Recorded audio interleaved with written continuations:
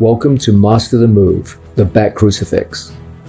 The back crucifix is unusual among jiu-jitsu moves and holds, insofar as it is among the best finishing and control positions, but it scores no points. Usually in jiu-jitsu, the better the hold, the higher the score. Despite its lack of scoring potential, the back crucifix gives you excellent control over an opponent and a great ability to finish him. As such, it is a truly valuable addition to your offensive arsenal. The back crucifix integrates well with standard methods of rear mount back control and has some notable advantages. First, the change in angle from parallel to perpendicular often makes strangulation entry easier. Second, the crucifix removes the first line of defense for your opponent, his hands, again greatly facilitating successful strangulation.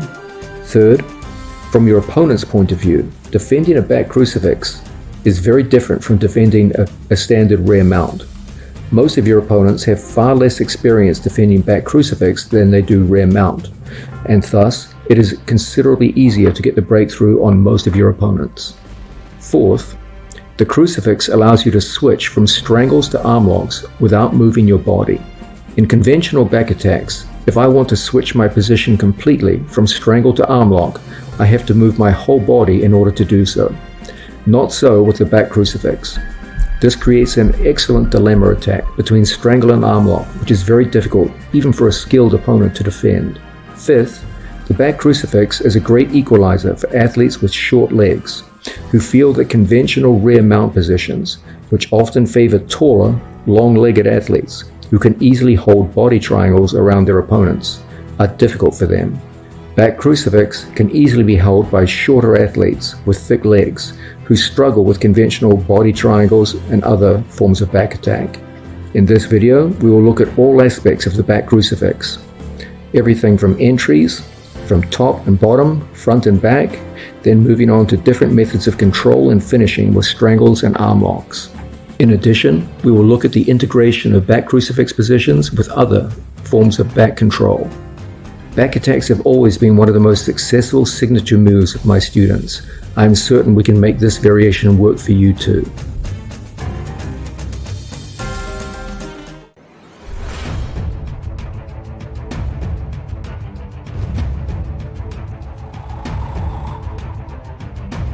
Now, let's start this video off looking at the idea of the logic of back control in jiu-jitsu. Okay, we're always taught the back is the ultimate position in grappling, and to a large degree, the back and also the mount are considered the premier positions to get into in the sport. What's the logic of back control? What is it based around? What are the central ideas of back control?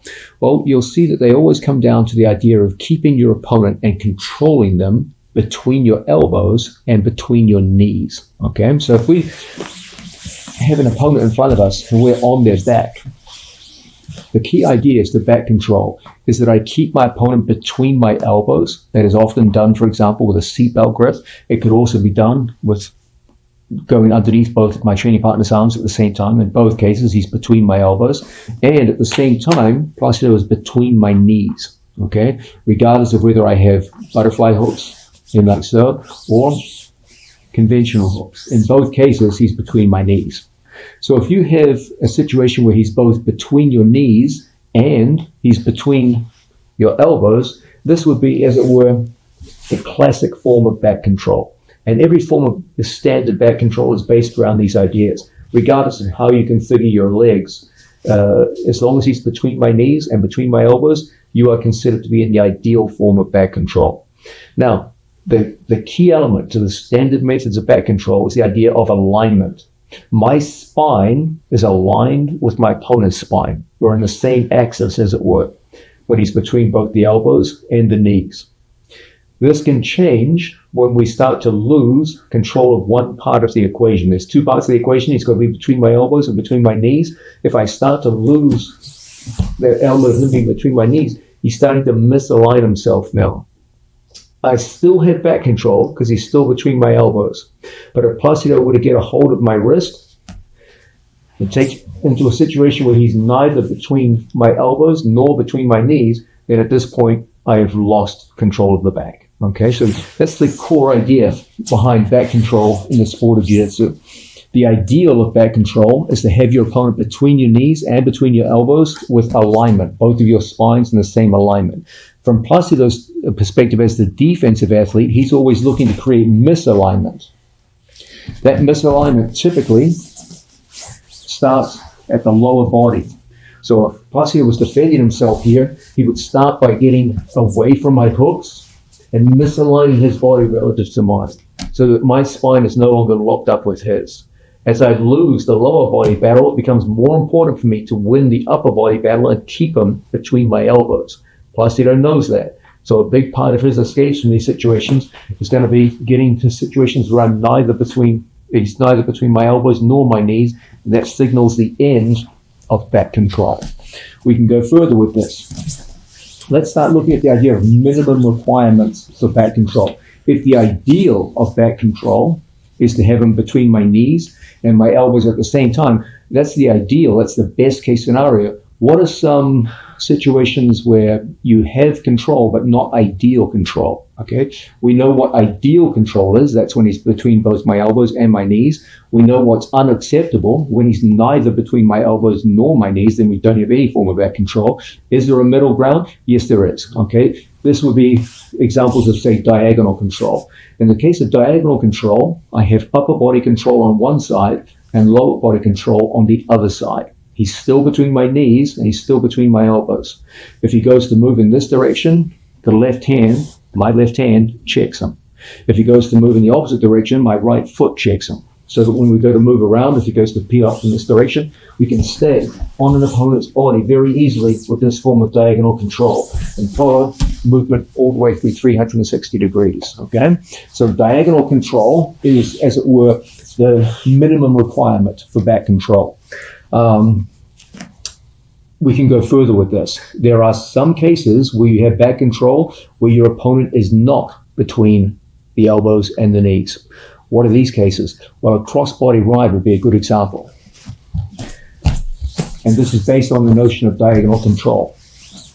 If I have an opponent and I control his right side at the lower body with my feet hooked in, like so, and I control his upper body on the opposite side, here. You can clearly see that Placido is neither between my elbows, his torso is not inside my elbows, and his hips are not between my knees.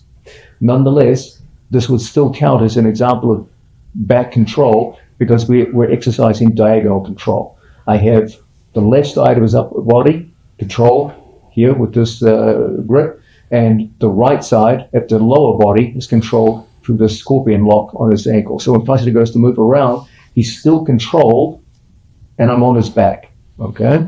So this too would be another example of minimal control for back position. And it breaks the usual logic of back control, which is to control an opponent between the elbows and between the knees at the same time.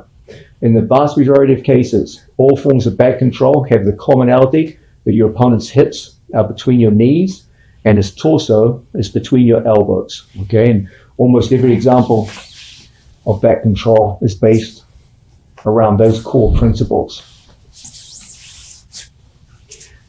However, there are a few exceptions, as we've seen. Now, the absolute minimum requirement of back control is that your opponent be between your elbows and that you be behind his elbows. So if you're in turtle position, Placido, facing me, this would not be an example of back control because even though I do have chest to back contact, I'm not behind his elbows. Only when we achieve that idea of getting behind an opponent's elbows with chest to back contact, with my opponent between my elbows, this is the minimum requirement now for back control. I have chest to back contact, I'm behind his elbows, and Placido's torso, his upper body, is between my elbows. Okay? And as long as we have this sort of basic requirement in place, we still count as being on our opponent's back and controlling from the back. So, in quick summary, the whole notion of back control in the sport of jiu-jitsu is based around this core concept of keeping your opponent's upper body between your elbows and his hips, lower body, between your knees. That's the ideal. Looking at minimum requirements, the minimum we need is some form of diagonal control, keeping his upper body between our elbows, and an unacceptably low form of control is one where he is neither between our elbows or between our knees. In that case, there is no back control. He is successful.